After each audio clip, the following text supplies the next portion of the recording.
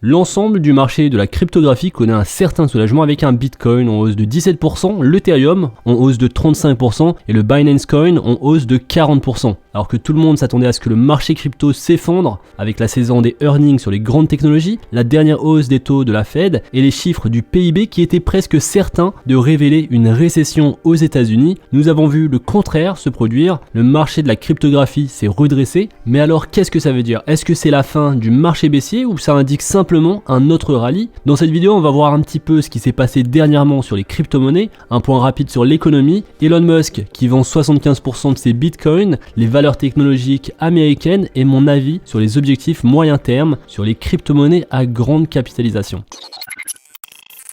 Salut à tous et bienvenue dans cette nouvelle vidéo. Aujourd'hui on fait un point sur la situation crypto-monnaie avec quelques news que nous avons eu récemment. Je n'ai pas pu beaucoup poster les derniers jours, mais maintenant les choses s'arrangent et donc le contenu régulier revient sur la chaîne. On va d'ailleurs tester différents concepts de vidéos. Je pensais à lancer une série de vidéos sur la mise en pratique d'un portefeuille long terme DCA, de leur cost averaging, de l'investissement régulier qu'on pourrait donc suivre ensemble de manière du coup régulière, probablement 2 fois par mois, mais aussi un retour sur les vidéos devenir millionnaire grâce aux crypto-monnaies, sur des blockchains spécifiques et des projections long terme. Vu qu'on est en marché baissier, ça commence à devenir vraiment intéressant d'investir sur certains projets crypto de petite valorisation, mais encore faut-il choisir ceux qui seront toujours là dans quelques années. N'hésitez pas à me dire ce que vous aimeriez voir sur la chaîne. Si vous avez d'autres idées, balancez-les dans l'espace commentaire. À côté de ça, on a toujours les vidéos dédiées sur nos projets crypto préférés. On a dernièrement sorti une vidéo sur le projet Ripple, le token XRP. Je vous invite à la voir car la situation avec la SEC nous regarde tous, investisseurs crypto, et puis le projet est vraiment intéressant. Comme d'habitude, je compte sur vous pour vous abonner à la chaîne. Je vous invite aussi à vous inscrire à notre newsletter gratuite, Le Monde Crypto et tout ce qu'il y a dedans. Et donc on est parti, parlons un petit peu du marché crypto actuel et de ce qui s'est passé sur les dernières semaines. Alors commençons par un tour de l'économie. On a eu récemment le meeting de la Fed et les résultats du PIB. Comme beaucoup d'investisseurs s'en doutaient et anticipaient une hausse des taux d'intérêt de 0,75%, c'est exactement ce qui s'est passé, c'est exactement ce que la Fed a fait. Et donc ils ont augmenté les taux à 0,75%. Et même si des taux d'intérêt plus élevés sont objectivement baissiers pour des actifs plus risqués, la certitude des investisseurs et l'anticipation des institutions étaient suffisantes pour provoquer une petite reprise haussière sur ces actifs risqués que sont les crypto-monnaies. Alors 0,75%, c'est ce qu'on s'attendait au maximum. Alors ce qui a forcément aidé le marché à reprendre, c'est le fait que le meeting finalement de la Fed, c'était un meeting qui a rassuré les investisseurs. Maintenant, les investisseurs se disent qu'on pourrait potentiellement augmenter les taux d'intérêt jusqu'à la fin de l'année à 0,5%, peut-être 2 fois, et une autre fois à 0,25%. Mais ce serait étonnant d'augmenter les taux d'intérêt au-delà des 0,75%. Et c'est probablement ce que pensent les institutions qui du coup ont investi un petit peu dans des actifs à risque. Et c'est pour ça qu'on a vu cette petite reprise haussière sur ces actifs. Alors là où c'est surprenant et c'est difficilement prévisible, c'est la conséquence des chiffres du PIB américain, parce que personne ne savait vraiment comment le marché crypto réagirait à la nouvelle d'une récession dans laquelle finalement aujourd'hui les États-Unis se trouvent techniquement.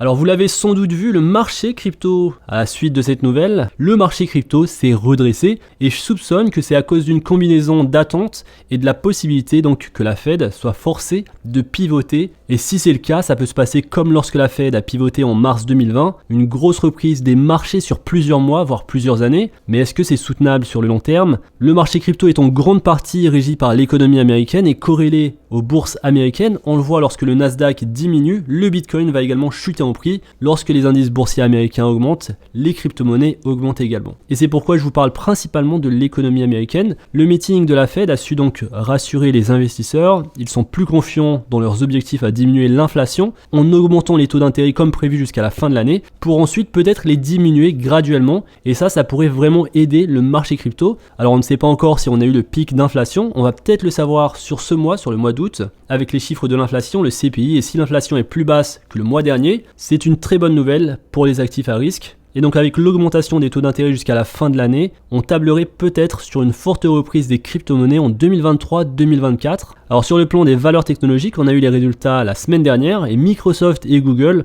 ont tous deux manqué leurs estimations de bénéfices du deuxième trimestre et ça contraste fortement avec Apple et Amazon qui ont écrasé les bénéfices du deuxième trimestre, provoquant probablement grâce à ces deux entreprises une reprise des marchés. Et donc aujourd'hui on est dans une situation assez intéressante et difficile à gérer car on a d'un côté des entreprises qui réussissent bien dans le marché actuel et d'autres entreprises en difficulté.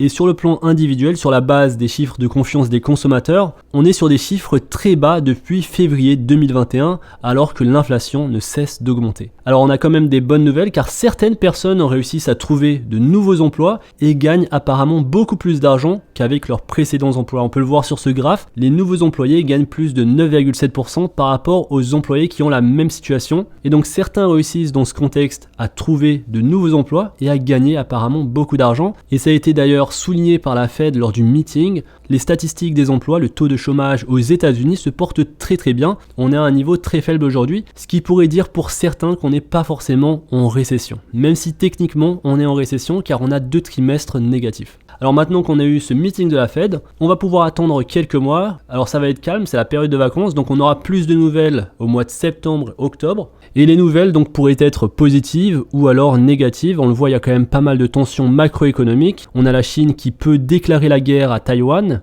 On a toujours cette situation avec la Russie et l'Ukraine. On a une situation de misère au Sri Lanka. Je sais pas si vous avez vu ce qui se passe, c'est très grave. Et donc sur le plan macroéconomique, c'est vraiment pas beau du tout. Et est-ce que ça va s'empirer ou est-ce que ça va s'améliorer? Ça c'est vraiment la question. Alors je vous dirai ce que j'en pense à la fin de cette vidéo. Je pense qu'on n'est pas encore sorti de l'auberge, mais on en reparle en fin de vidéo. Et pour les investisseurs long terme, ce n'est pas forcément une mauvaise nouvelle. Alors lorsqu'on va parler des crypto-monnaies, on a eu quelques nouvelles sur le projet Cardano. Le hard fork, la mise à jour du projet Cardano vient d'être retardée malheureusement. Et donc cette mise à jour va être retardée de plusieurs semaines. Et donc ça c'est la mauvaise nouvelle pour Cardano qui est un projet qui se situe dans le top 10 des projets crypto. En bonne nouvelle tout de même, on a l'Ethereum, la fusion de l'Ethereum, The Merge qui va arriver. Et qui va arriver bientôt, normalement les tests finaux vont se faire début du mois d'août. Et la transition du protocole qui était à la base Proof of Work, protocole preuve de travail pour l'Ethereum, va passer en Proof of Stake, en preuve de participation sur la moitié de septembre. Alors je vous ferai une vidéo détaillée de ce que c'est que The Merge, l'Ethereum, ça va venir sur les prochains jours pour que vous ayez le maximum d'informations sur ce qui va se passer. Donc n'hésitez pas à vous abonner à la chaîne, si ce n'est pas déjà fait, je compte sur vous.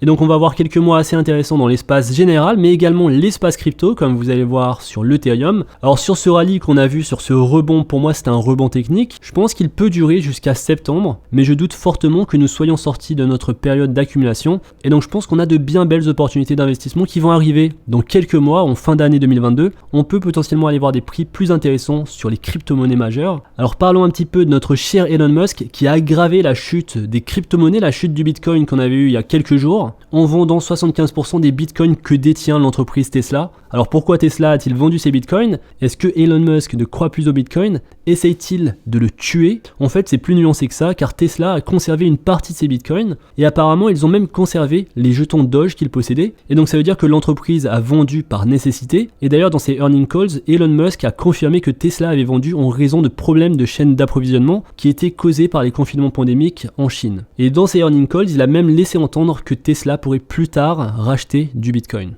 Et donc Elon Musk a quand même beaucoup d'influence, beaucoup d'impact sur les marchés crypto. Il en avait énormément en 2021. 2022 c'est quand même beaucoup moins, mais cette nouvelle a suffi à effrayer les marchés.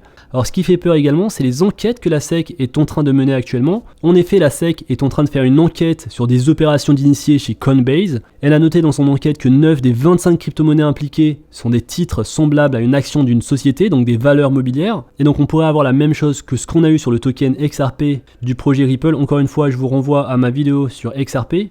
Vous y apprendrez toutes les dernières nouvelles et pourquoi la SEC peut potentiellement impacter fortement le marché crypto à travers de nouvelles régulations qui toucheraient du coup les altcoins et rendraient délicat le lancement d'ICO des futurs projets crypto. Et donc toute crypto-monnaie que la SEC va classer comme un titre, comme une valeur mobilière, est susceptible de s'effondrer car elle sera radiée des plateformes d'échange centralisées américaines et mise hors de portée de la plupart des investisseurs américains. Et apparemment la SEC veut marquer presque toutes les crypto-monnaies à l'exception du Bitcoin. Toutes les crypto-monnaies, elle souhaite les marquer comme valeur mobilière. Et donc vous le voyez, autant de facteurs qui pourraient impacter le marché crypto. Alors je vois passer pas mal d'articles crypto qui essayent de convaincre les détenteurs des crypto-monnaies que nous avons atteint le bottom sur les marchés crypto, alors que ce n'est peut-être pas le cas. Aujourd'hui, les facteurs macroéconomiques qui ont causé les récents accidents existent toujours et ils risquent malheureusement de s'aggraver à l'approche de la fin de l'année. L'Europe pourrait d'ailleurs jouer un grand rôle ici. Beaucoup ignorent l'impact d'une crise financière en Europe. Alors on vient tout juste de voir une augmentation des taux d'intérêt par la Banque Centrale Européenne, et sur le plan économique, ils n'avaient pas beaucoup de choix, il était temps de le faire.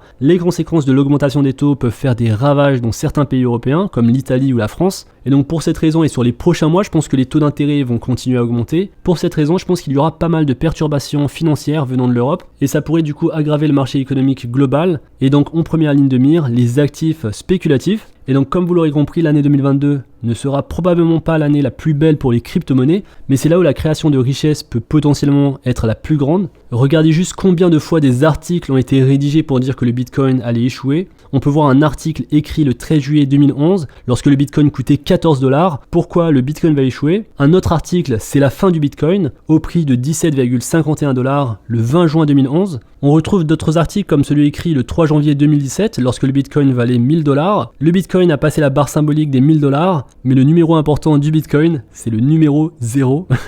Et donc tous les jours, on voit de nouveaux articles sortir sur le Bitcoin et pourquoi le Bitcoin va échouer. Ça fait depuis 2011 qu'on dit ça, et le Bitcoin continue d'augmenter en valeur, tout simplement car il y a une augmentation de la base d'utilisateurs, il y a une adoption de masse des nouvelles technologies blockchain, et donc forcément, il y a une augmentation de la valeur de ces crypto-monnaies.